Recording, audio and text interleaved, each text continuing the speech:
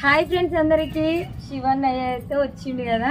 interview అయితే అయిపోయింది మాకైతే చాలా సంతోషంగా ఉంది అన్నయ్య మీరు వచ్చి సంతోషం కాదు ఫస్ట్ చెప్పండి నిజంగా ఎట్లా అనిపించింది ఇంటర్వ్యూ మాకైతే చాలా మంచిగా అనిపించింది అన్నయ్య మంచిగా అడిగారు అన్న మీరైతే మస్తు సంతోషం అనిపించింది ఫస్ట్ బాధ కూడా అది మీతో చెప్పుకొని తీసుకున్నాం